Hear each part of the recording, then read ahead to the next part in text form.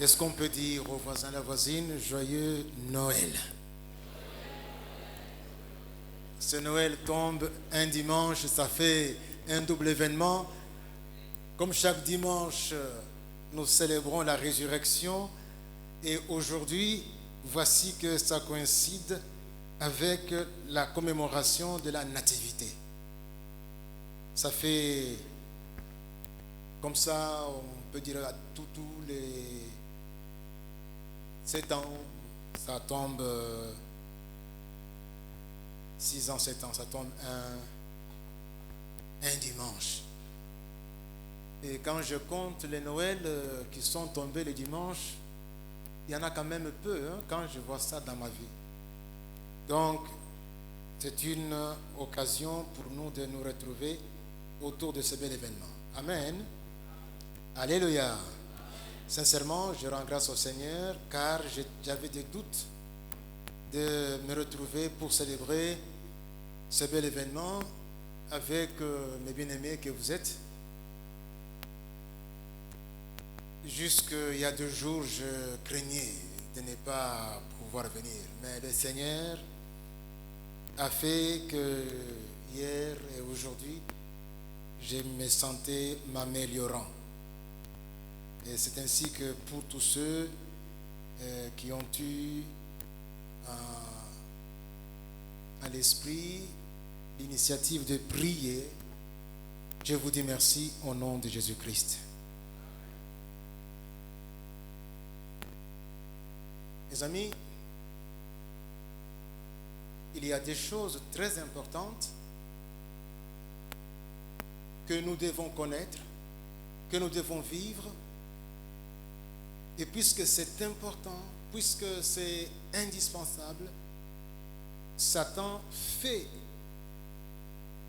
tout ce qu'il peut pour que nous soyons distraits là-dessus.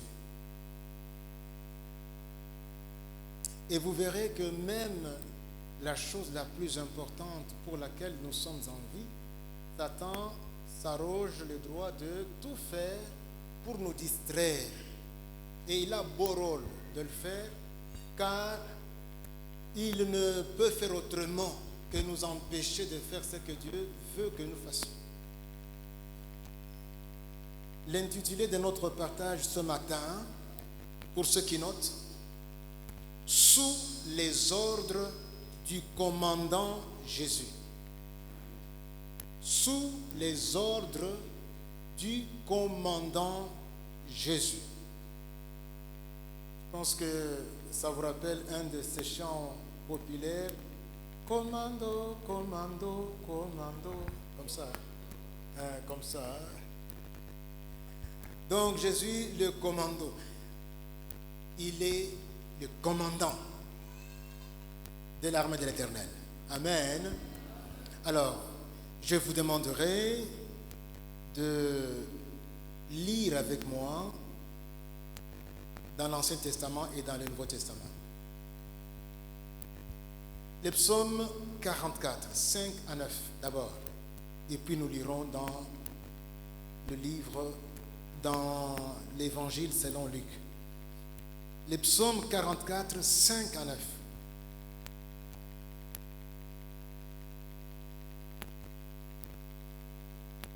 Vous avez votre Bible, vous l'ouvrez. Vous ne l'avez pas, il faut regarder chez le voisin.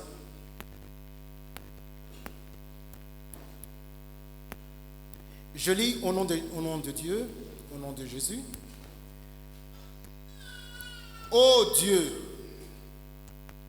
tu es mon roi. Ordonne la délivrance de Jacob. Avec toi, nous renversons nos ennemis.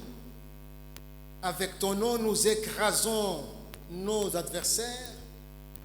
Car ce n'est pas en mon arc que je me confie. Ce n'est pas mon épée qui me sauvera. Mais c'est toi qui nous délivres de nos ennemis et qui confond ceux qui nous haïssent. Nous nous glorifions en Dieu chaque jour et nous célébrerons à jamais ton nom. Cependant, Verset 9. Cependant, tu nous repousses, tu nous couvres de honte, tu ne sors plus avec nos armées. Verset 23b. Réveille-toi, ne nous repousse pas à jamais. Verset 26. Lève-toi pour nous secourir. Délivre-nous à cause de ta bonté. Nous sommes maintenant dans l'évangile selon Luc. Luc 2, 30, 31.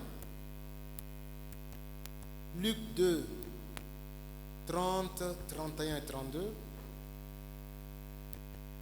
J'ai dit l'évangile selon Luc. C'est Siméon qui rend grâce à Dieu.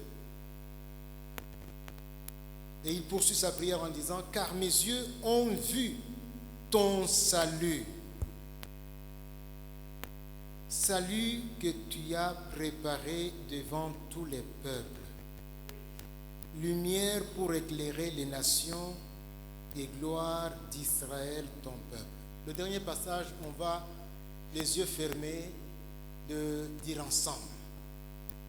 Jean 3, 16.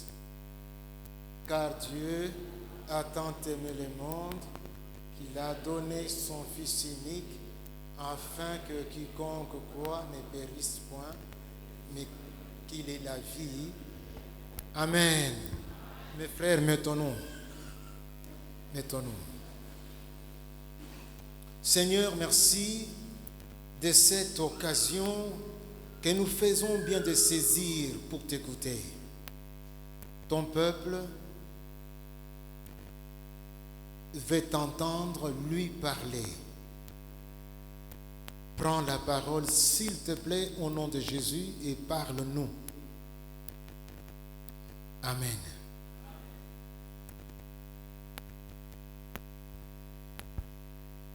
Mes frères, le Seigneur Jésus est venu, disons-le vite,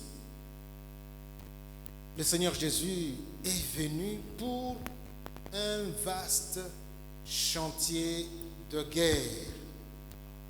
Une guerre d'ailleurs dont il a l'insigne honneur d'ouvrir les hostilités victorieuses à la croix de Golgotha.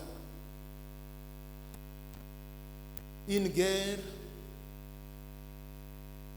pour laquelle il s'est longtemps préparé. Et cet immense guerrier qu'est Jésus-Christ, qui est venu avec une bien noble et glorieuse perspective, non seulement de combattre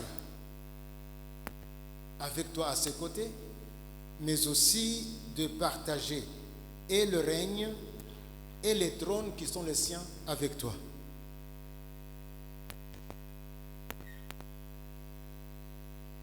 Les combats, la guerre que Jésus mène, c'est pour cette finalité-là. Il a combattu pour que tu puisses combattre à ses côtés. Il a combattu pour que lorsque vous aurez combattu à ses côtés, vous puissiez partager non seulement le règne, donc de régner avec lui, mais aussi que vous puissiez partager le trône, son trône. La Bible le dit, et Jésus est venu pour rendre cela possible. Jésus a pris humaine parce que c'est l'homme qu'il cherche. Et puisqu'il devrait chercher l'homme, il était obligé d'aller jusque là où se trouvait l'homme. Et l'homme était très bas. Jésus était résolu de descendre plus bas. Et plus bas, il est descendu pour chercher ce qui était perdu. Plus haut, il a l'intention d'amener celui qu'il est venu chercher. Jésus ne veut pas nous sauver pour nous laisser quelque part là. Débrouillez-vous. Moi, je m'élève là dans les hauteurs inaccessibles. Non. Il est venu et il le déclare avec l'intention de nous prendre de rien, du fond inaccessible où Satan en tout cas nous gardait captifs. Il nous prend pour nous élever, pour nous prendre avec lui et nous amener là où lui-même est appelé à être glorifié. Quand les anges regardent cela, ils n'en reviennent pas de voir là où il est parti nous chercher et la perspective qui nous est réservée. Jésus, avec enthousiasme, est venu accomplir cette mission et il est prêt à payer le prix. Dans Jean chapitre 12, verset 26, il promet ceci: si quelqu'un me sert, assemblée, est-ce qu'on peut dire si quelqu'un me sert? Si quelqu'un me sert, qu'il me suive. Voilà, tu veux me servir, tu me suis. Tu passes par où je suis passé. Qu'il me suive. Et nous le verrons plus loin, servir Jésus, c'est combattre. C'est combattre parce que il est en train de mener une guerre pour faire échec à l'ennemi. Si quelqu'un me sert, qu'il me suive. Et là où je suis, là aussi sera mon serviteur. Alléluia. Ce sont des déclarations de Jésus que je suis en train de lire ici. Là où je suis, là aussi sera mon serviteur. Serviteur, servante de Jésus-Christ, tu ne seras pas délaissé comme on peut venir avec quelqu'un dans les temps, les missionnaires qui venaient ici on vivait ensemble, et quand maintenant vous partez là chez eux, comme il y avait encore la ségrégation, comme il y avait encore ce problème de racisme, vous arrivez avec eux, ils vous disent donc, frère, toi tu vas entrer là dans cette église-là, nous on va entrer ici. Pourquoi? Parce que s'ils t'amènent dans leur église, tu ne vas pas être reçu, on peut même te brutaliser. Ça, c'est des réalités d'autrefois. Mais Jésus, quand il vient nous prendre ici, c'est pour que nous allions là où il y a sa gloire. Et rappelez-vous, quand il prie, il dit que Père, je veux que là où je suis, que ceux-ci puissent y arriver et qu'ils voient la gloire que j'avais avant que le monde ne fût. Nous sommes destinés à une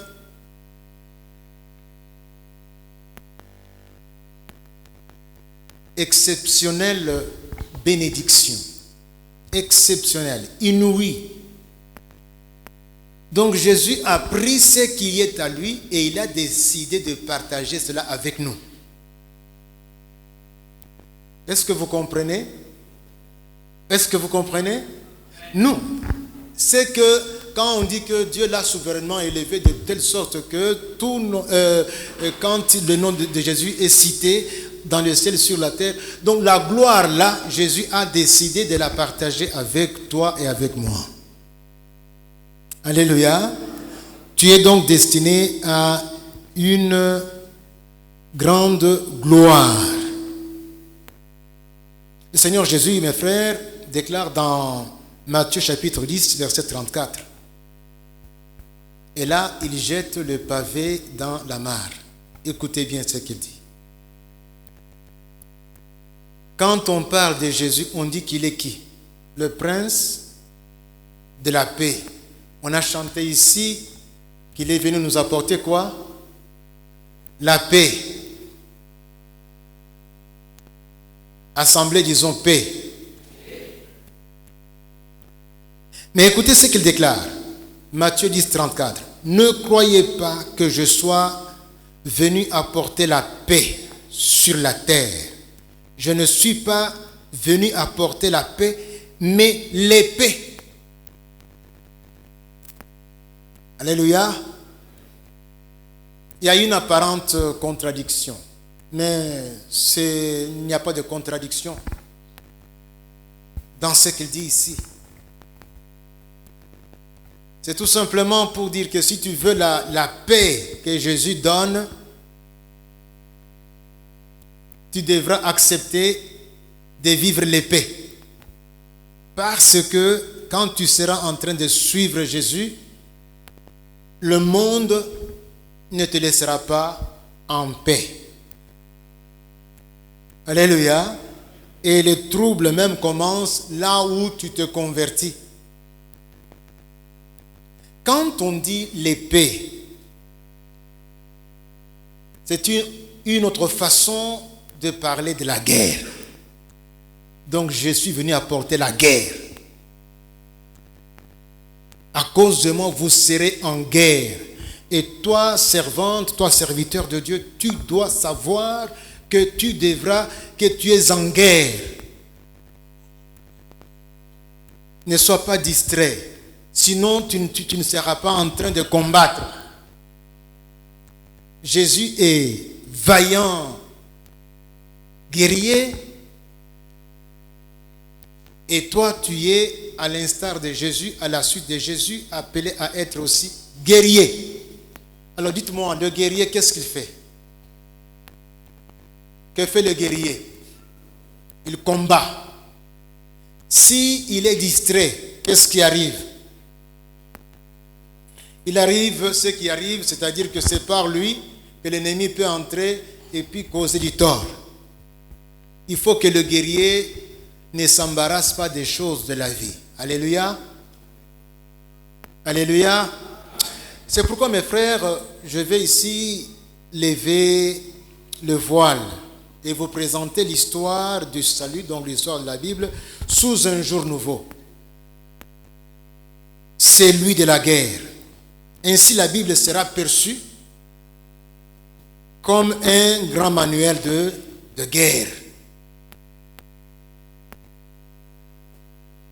Et Jésus-Christ, il sera présenté comme le vaillant guerrier, le commandant en chef de l'armée de l'Éternel. Alléluia. Alléluia. Alors, d'une façon générale, on peut répartir de plusieurs façons la Bible, lorsque vous l'avez. Mais l'une des façons qui est cohérente de répartir la Bible, c'est de le faire en 5 parties. Et pour que vous les reteniez, je vais vous aider. Vous n'avez qu'à répéter après moi ceci. P ma P E ya. Répétez. P ma P E. P ma P E. Voilà. Vous avez donc les 5 parties. La première partie, c'est P. C'est préparation. Préparation de la guerre. Tout l'Ancien Testament prépare la guerre. Préparation. Vous prenez de la Genèse jusqu'à Malachie, vous avez préparation. Ok? Maintenant, M majuscule avec A minuscule. Ma. P ma. Ma. Ma, c'est manifestation. Donc, manifestation, c'est avec les 4 évangiles. Manifestation de la guerre. Manifestation du salut. Manifestation du Sauveur. Manifestation. P, ma, P. Alors, P, c'est proclamation. Alors, puisque j'ai déjà commencé avec l'Ancien Testament, les évangiles, proclamation, c'est avec quelle partie de la Bible? Les actes des apôtres. les actes. Et d'ailleurs, quand on dit les actes des apôtres, c'est plus Paul qui apparaît là-dedans. Il y a quelques chapitres avec Pierre. C'est la proclamation de la guerre. Donc on est en train de vulgariser, de proclamer la guerre. On entre, on travaille à la guerre sur l'ordre, comme on le verra, de celui qui est venu manifester. Proclamation. Et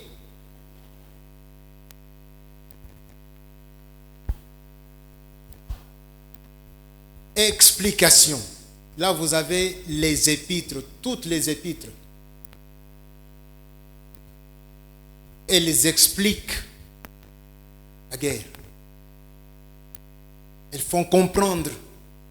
Elles montrent comment mieux guerroyer. Elles expliquent la guerre. Afin, après les épîtres, qu'est-ce que nous avons? Il y a A. A, c'est accomplissement. Quel livre vous pensez? Apocalypse. Entre parenthèses, Apocalypse, ça veut dire quoi? Révélation, et non catastrophe. Révélation. Alléluia. Merci beaucoup de ce que vous avez cette connaissance-là. Bien, commençons et on va aller rapidement avec ces 5 points. Le premier point, l'Ancien Testament ou la préparation de la guerre. L'Ancien Testament est comme les prologues de tout ce manuel de guerre. C'est une préparation longue et utile. Le Seigneur Jésus est le sujet par excellence de toute la Bible. Quand on te pose la question, quel est le sujet? De quoi parle la Bible? Tu peux répondre par un mot, Jésus. Et tu as bien répondu. Quand tu pars de la Genèse jusqu'à l'Apocalypse, il est question de Jésus. Mais l'Ancien Testament, si on considère avec attention comment il est parlé de Jésus dans l'Ancien Testament, il y a là une préparation de ce qui va arriver. Il est question là de la préparation de la mission délicate pour laquelle Jésus va venir. Et en lisant attentivement, on ne peut s'y tromper. Il s'agit, quand on annonce, quand on fait allusion à Jésus, on parle de la mission de Jésus. On annonce une guerre de réappropriation, de récupération de ce qui était perdu. Nous avons Genèse 3, 15. Je mettrai inimitié entre toi et la femme. Toi qui? Toi Satan. Alléluia. Entre ta postérité et sa postérité. Je mettrai inimitié. Inimitié. Donc il y aura inimitié. Vous allez vivre en inimitié. L'un voudra faire tomber l'autre pendant tout le temps. En inimitié. La postérité de la femme est ta postérité. Satan a sa postérité. Tous ceux qui ne sont pas soumis à Dieu, qui ne sont pas de Dieu, sont de la postérité de Satan. Et c'est avec eux que Satan travaille. La bonne nouvelle, c'est que tu peux quitter cette catégorie-là, ce camp-là, et devenir de la postérité des fils de lumière. Alléluia. Alléluia. Donc je vais mettre l'inimitié entre toi et la femme, entre ta postérité et la postérité de la femme. Celle-ci t'écrasera la tête et tu lui blesseras le talon. Alléluia. Voilà ce qui va arriver. Quand tu vas blesser au talon, donc on sait bien voir qu'on n'a pas les dessus, on a les talons, on arrive à peine au talon. Et ce qu'on peut faire, c'est limite là. Mais lui, il va t'écraser la tête. Autant dire qu'il y aura cette guerre-là, mais l'issue est connue. C'est toi, Satan, qui va mordre la poussière, qui va être vaincu. Et la postérité de la femme aura le dessus. Jésus est la postérité de la femme dont il est question ici. Nous sommes dans l'Ancien Testament. Il y a beaucoup de passages. Et j'en ai pris ici quelques 2 ou 3. Genèse 32, versets 24 à 28. Écoutez ce qui est écrit. Jacob demeura seul. Alors un homme lutta avec lui jusqu'au lever de l'aurore. Lutta avec lui. Lutta avec lui, pas contre lui. Un homme lutta avec lui. Voyant qu'il ne pouvait pas le vaincre, cet homme le frappa à l'emboîture de la hanche, et l'emboîture de la hanche de Jacob se démit pendant qu'il luttait avec lui. Il dit, laisse-moi aller car l'aurore se lève. Et Jacob répondit, je ne te laisse point aller que tu ne m'aies béni. Il lui dit, quel est ton nom? Il répondit Jacob.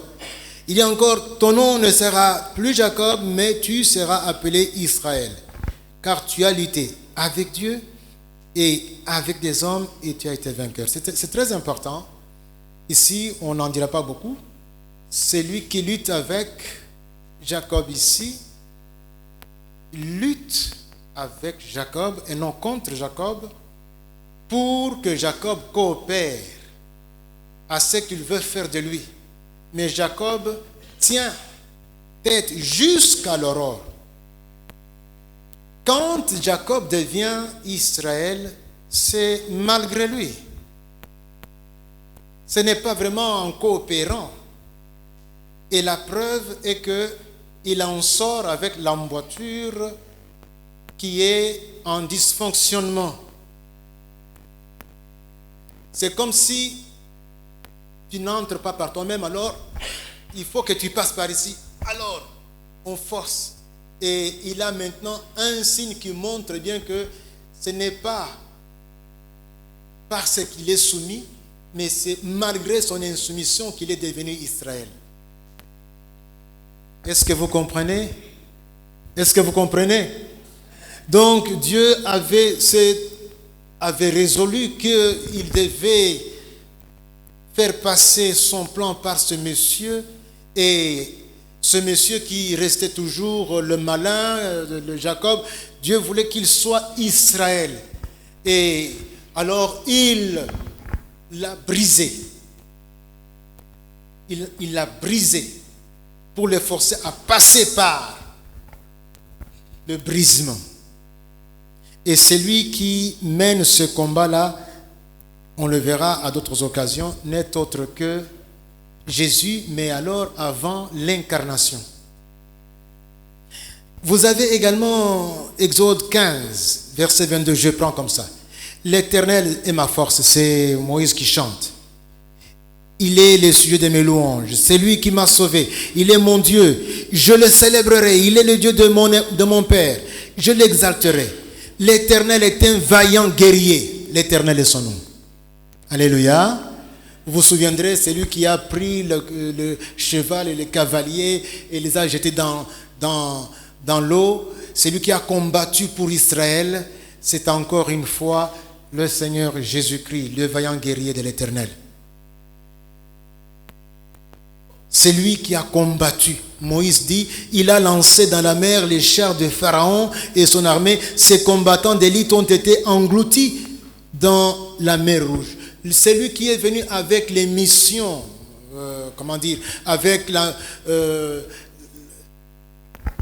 la mission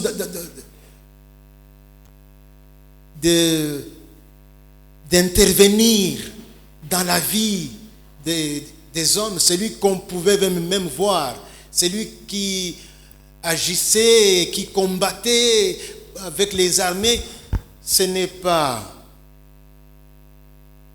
quelqu'un d'autre, si ce n'est Jésus-Christ.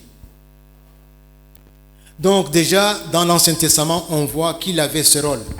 Enfin, je prie Ésaïe 9, 6.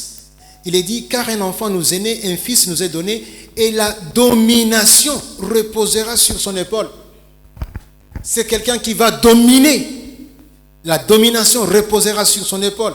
On l'appellera admirable conseiller, Dieu puissant, Père éternel, prince de la paix. On peut s'étendre sur ce sujet avec plusieurs passages. Mais on voit et on remarque bien que, en tout cas, celui dont nous parlons aujourd'hui, il y avait une longue préparation.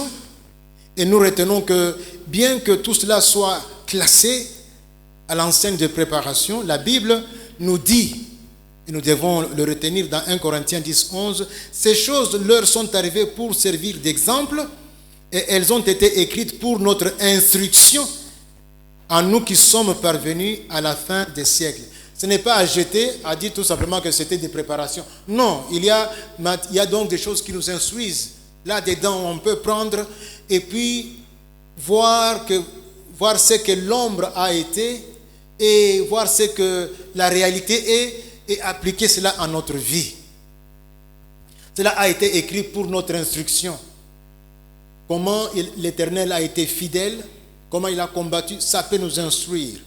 Mais ce qui est vrai est que c'est la phase de la préparation, la longue préparation de cette guerre qui doit normalement se dérouler quand le guerrier lui-même arrive.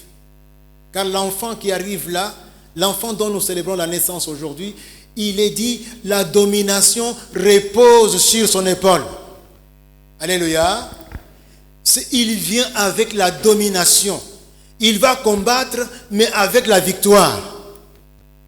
Comme nous l'avons lu dans Genèse 3, 15, oui, il va écraser la tête du serpent. Alléluia. Deuxièmement, les évangiles ou la manifestation de la guerre. Les évangiles. Combien d'évangiles il y a? 4. Il y a là la manifestation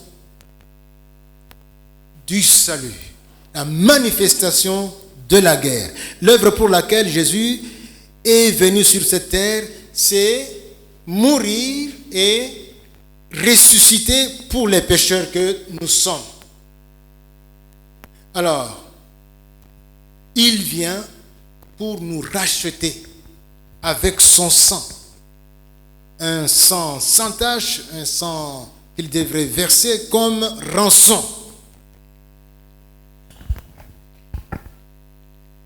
Quand Jésus vient, comment est-ce qu'il travaille? Il privilégie la volonté de Dieu, quel qu'en soit le coût, au détriment de la sienne. Il dit, je suis descendu d'en haut pour faire non ma volonté, mais la volonté de celui qui m'a envoyé. Jean 6, 36. Ça ressemble un peu à ce qu'il nous dit dans Matthieu 6, 33, quand il dit que cherchez premièrement quoi? Et sa justice, et le reste vous sera donné. Donc, premièrement, la volonté de Dieu, ce qui plaît à Dieu. C'est comme ça qu'il va travailler. Il a le principe. Il vient, ma volonté à côté, celle de Dieu. Deuxième principe, n'est pas reculer le moment venu. C'est vrai que tu as décidé de faire la volonté de Dieu. Maintenant, quand tu es devant cette volonté, ne recule pas. Et Jésus a fait ça. Luc 9, 51, il est dit, lorsque le temps où il devait être enlevé du monde approcha, Jésus prit la résolution de se rendre à Jérusalem. Il était en Galilée, il montait, il descendait, il revenait. Et puis vint le moment où il devait être enlevé. C'est-à-dire où il devait aller se sacrifier, s'offrir en sacrifice. Jésus a pris la résolution.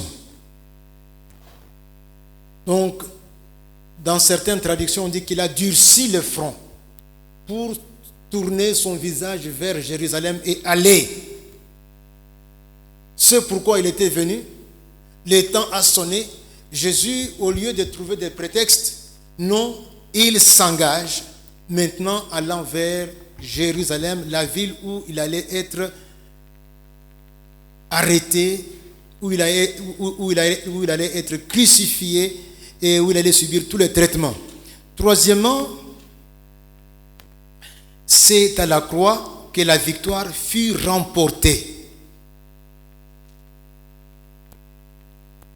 C'est à la croix. Il a combattu. La guerre ne s'est pas déroulée ailleurs. C'est à la croix. C'est ainsi que il ne pouvait pas ne pas aller à la croix. Même quand on voulait empêcher, il disait aux autres, laissez-moi aller, puisque c'est là qu'il y avait la guerre à mener, c'est là qu'il devait combattre et avoir la victoire. Et après, il devait mourir et la victoire devait se signaler par la résurrection. Colossiens chapitre 2, verset 13, nous lisons « Vous qui étiez morts par vos offenses et par l'incirconcision de votre chair, il vous a rendu à la vie avec lui en nous faisant grâce pour toutes nos offenses. Il a effacé l'acte dont les ordonnances nous condamnaient et qui subsistait contre nous. Il l'a détruit en le clouant, où ça? À la croix. Il a dépouillé les dominations, les autorités, il les a livrées publiquement en spectacle en triomphant d'elles par la croix. Il fallait passer par la croix. C'est pourquoi toi qui te dis serviteur, servante de Dieu, tu dois aimer la croix. Tu dois passer par la croix. Tu dois accepter. Jésus-Christ devait voyez la gloire, mais la gloire l'obligeait de passer par la croix. Et si tu veux suivre Jésus, il faut accepter de passer par la croix. Il y a un adage que j'avais lu lorsque j'étais ici au CUM. C'était au bureau du doyen, en anglais. Ça disait ceci: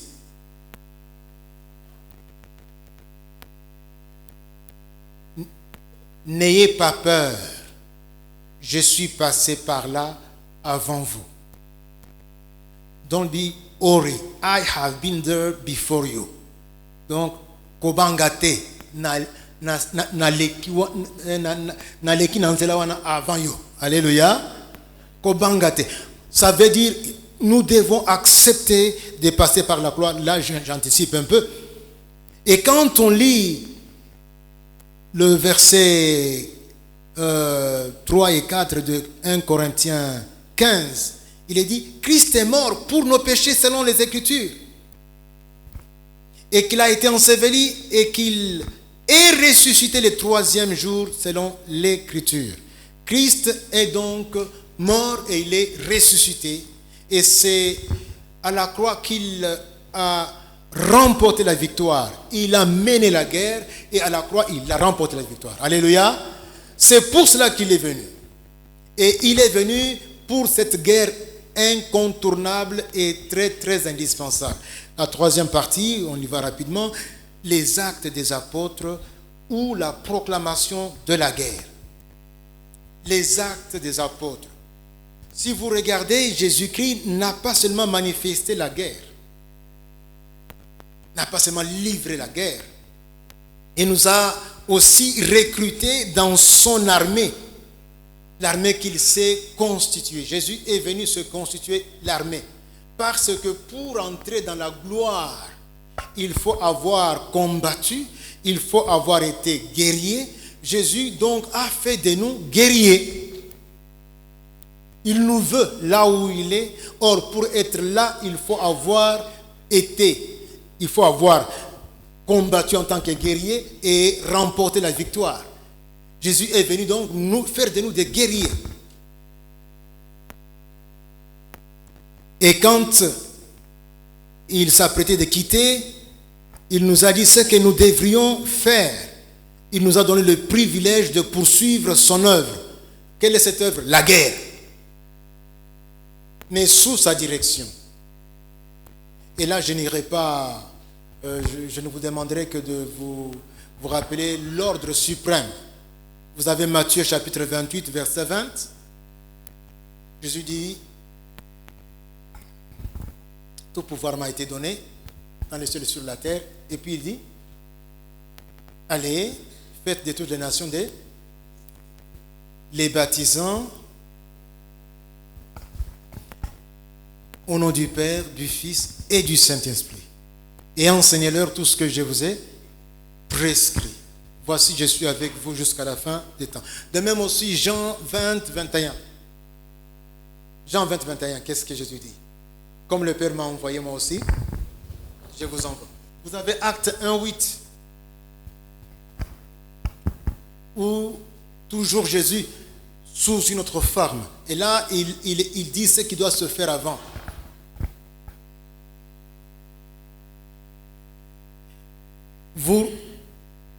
Vous recevrez une puissance, le Saint-Esprit survenant sur vous, et puis vous verrez cela, ça s'accomplira à la Pentecôte. Quand Pierre parle dans Acte 2, mais aussi quand il y a cette persécution de l'Église à Jérusalem. Ceux qui vont fuir, comme Philippe, vont aller en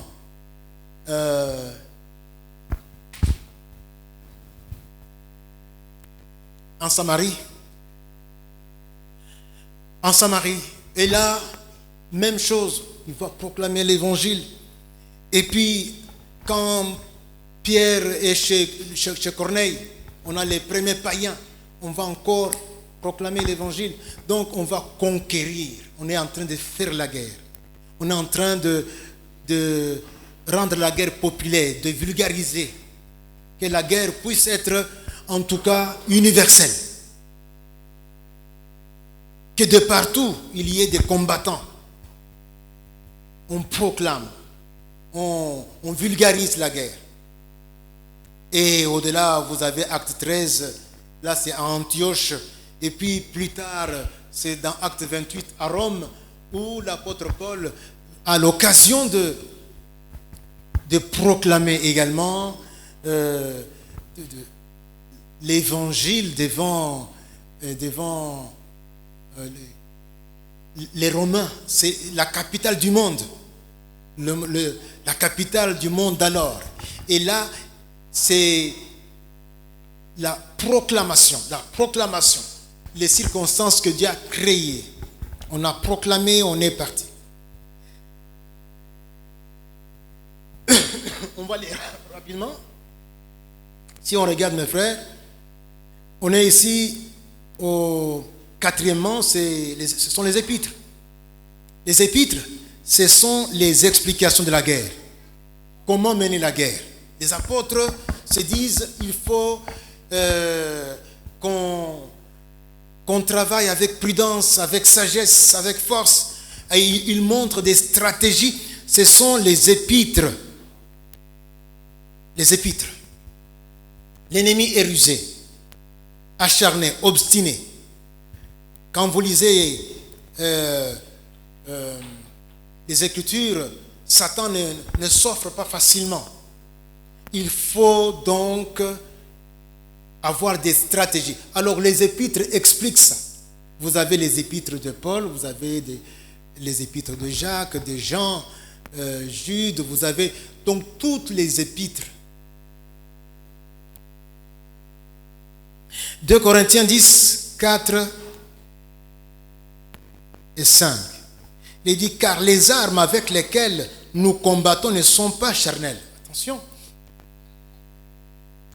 Les armes pour cette guerre dans laquelle vous êtes engagés, recrutés, et la guerre que vous avez bien fait de mener, les armes ne sont pas charnelles. Ce ne sont pas des missiles, ce ne sont pas des bombes, ce ne sont pas des flèches envenimées. Non, ces armes ne sont pas charnelles, mais elles sont puissantes par la vertu de Dieu pour renverser des forteresses. Soyez informés avec quelles armes nous combattons. Nous renversons les raisonnements de toute hauteur qui s'élève contre la connaissance de Dieu et nous amenons toute pensée captive à l'obéissance de Christ. Regardez, ces armes-là, c'est déjà au niveau des pensées. J'avais dit que je vais aller rapidement avec les dernières parties. J'arrête le commentaire que je faisais. Éphésiens 6, verset 10. On parle des armes avec lesquelles. C'est toujours les épîtres. Est-ce que je parle à quelqu'un qui veut combattre ici? Il ne va pas acheter donc des missiles et des avions de guerre pour combattre. Écoutez, au reste, fortifiez-vous dans le Seigneur et par sa force toute puissante, revêtez-vous de toutes les armes de Dieu. Dis au voisin, les armes de Dieu. Donc ce ne sont pas des armes que vous allez trouver sur un marché quelque part. Ce sont les armes de Dieu pour faire la guerre de Dieu. Afin de pouvoir tenir ferme contre les ruses du diable. Car nous n'avons pas à lutter contre la chair et le sang, mais contre les dominations, contre les autorités, contre les princes de ce monde des ténèbres, contre les esprits méchants dans les lieux célestes. C'est pourquoi prenez toutes les armes de Dieu afin de pouvoir résister dans les mauvais jours. Il y aura des mauvais jours. Il y aura des jours plus mauvais que d'autres. Pour que vous résistiez pendant ces jours et tenir ferme, il faut que vous ayez ces armes sur vous. Pendant les 10 jours de la quinzaine qu'on vient de passer, on a parlé, en tout cas à plusieurs reprises, les intervenants ont fait allusion au conseil que Néhémie donnait à ceux qui travaillaient avec lui. Ils devaient avoir les armes sur eux pendant qu'ils travaillaient, puisque l'ennemi pouvait surgir à n'importe quel moment. Et il est dit, si nous devons avoir ces armes sur nous, parce que si on n'a pas ces armes, on peut être surpris et on va être pris au dépourvu. Tu peux prendre l'arme pour tuer Kagame et penser que tu as gagné. Non, ce n'est pas en tuant Kagame que tu as gagné. Mais si tu as les armes ici dont il est question, tu sauras comment te conduire. Je vous dis que Jésus-Christ a combattu et gagné pendant une période très, très... donc pire que tout ce qu'on peut connaître. Sous occupation. Sous occupation. Et il a, comme il avait ses armes avec lui, il a su mener la guerre. Et il est allé jusqu'à la victoire. C'est ainsi qu'il nous est dit, faisons usage de ces mêmes armes pour que nous soyons en mesure de tenir ferme aux mauvais jours. Et nous sommes pendant des mauvais jours, pour ce qui nous concerne en quelque sorte.